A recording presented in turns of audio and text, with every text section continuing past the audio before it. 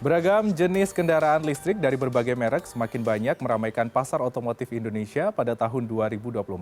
Kehadiran banyak brand dan produk EV di tahun ini juga didukung oleh adanya regulasi serta mulai tersedianya infrastruktur bagi kendaraan listrik di Indonesia. Dan berikut adalah kaleidoskop pertumbuhan kendaraan listrik dan juga ekosistemnya di Indonesia sepanjang tahun 2024 yang telah dirangkum oleh tim CNN Indonesia. Sejak dibuatnya aturan mengenai kendaraan berbasis energi listrik yang tertuang dalam Perpres nomor 79 tahun 2023 tentang perubahan atas Perpres nomor 55 tahun 2019, kendaraan listrik beragam jenis dari berbagai brand kendaraan semakin bermunculan di Indonesia. Bukan hanya mengharuskan brand otomotif untuk menghadirkan kendaraan listriknya, aturan tersebut juga mengatur soal insentif pajak dan pembangunan infrastruktur guna menstimulus serta menunjang ekosistem penggunaan EV di Indonesia.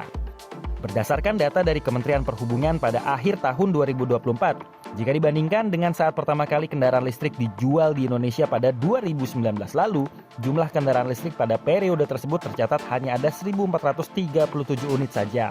Di tahun 2024 jumlahnya melonjak drastis, hampir menyentuh 200.000 unit atau persisnya 195.084 unit kendaraan listrik, baik roda 4, roda 3, roda 2, kendaraan niaga dan juga bus listrik. Dari data tersebut, sepeda motor listrik tercatat sebagai jenis EV yang memiliki populasi paling banyak, menyentuh angka 160.000 unit sampai dengan akhir tahun 2024. Disampaikan oleh Wakil Menteri Perindustrian RI Faisal Riza pada Oktober lalu, pertumbuhan motor listrik di Indonesia didorong oleh dua hal, yakni kebutuhan dan juga hadirnya insentif 7 juta rupiah bagi produk motor listrik dengan TKDN minimal mencapai 40%. Mungkin orang sudah mulai menyadari bahwa kendaraan roda 2 menggunakan listrik ini sudah menjadi kebutuhan dan lifestyle.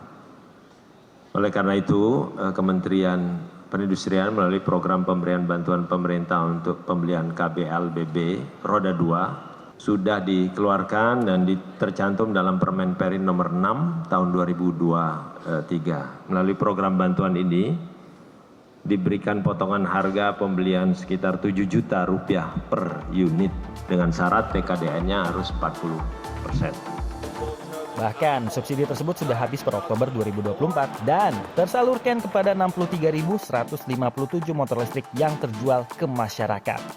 Berdasarkan catatan dari tim liputan CNN Indonesia yang berbanding lurus dengan data yang dirilis oleh Gaikindo, di sepanjang tahun 2024 terdapat 5 brand otomotif baru khusus kendaraan listrik yang bergabung ke pasar otomotif Indonesia.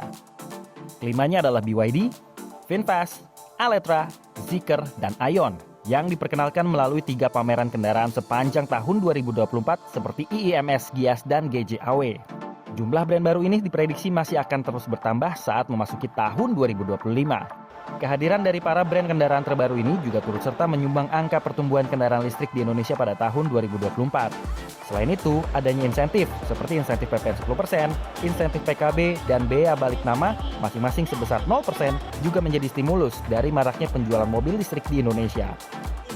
Oleh karena itu, pemerintah melalui 3 Kementerian Ekonomi akan kembali merumuskan insentif lanjutan bagi kendaraan berbasis energi listrik baik roda 2, roda 4, dan hybrid pada tahun 2025 dengan skema yang masih dirumuskan. Sudah kami siapkan, ya bukan hanya untuk EV, tapi juga untuk hybrid. Seperti apa insentifnya, bisa saja PPNBM DTP ya, dan lain sebagainya. Dan besarnya seperti apa? Tolong jangan ditanya sekarang, karena sekarang masih dibahas di internal pemerintah. Target realisasinya kapan, Pak? Soon. Saya bisa katakan dan saya yakin soon. Tahun ini, tahun depan, Pak? Tahun ini, Pak. Awal tahun, Pak? Kalaupun kita sudah selesai sudah sepakat within internal pemerintah, ya, saya kira bisa bergulirnya betul-betul efektif jalannya itu early next year. Ya, kita upayakan bahwa pemerintah konsepnya sudah siap tahun ini. Ya, kita upayakan untuk lanjut. Untuk aturannya belum, Pak? Aturannya?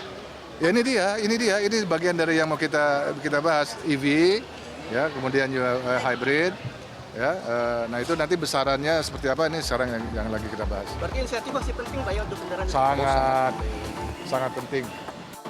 Lebih lanjut, kehadiran kendaraan listrik di Indonesia di tahun 2024 juga diiringi dengan pertumbuhan infrastruktur kendaraan EV seperti charging station. Mengutip dari laman cnnindonesia.com, Eksekutif Vice President Divisi Pengembangan Produk Niaga PLN, Ririn Rahmawardini, menyebut jumlah stasiun pengisian kendaraan listrik umum atau SPKLU sampai dengan Desember 2024 telah mengalami kenaikan dari tahun-tahun sebelumnya. Kini tersedia 2.667 unit SPKLU yang tersebar di Indonesia. Angka tersebut, jika dibandingkan dengan jumlah kendaraan listrik yang ada saat ini, masih memiliki rasio 1:24.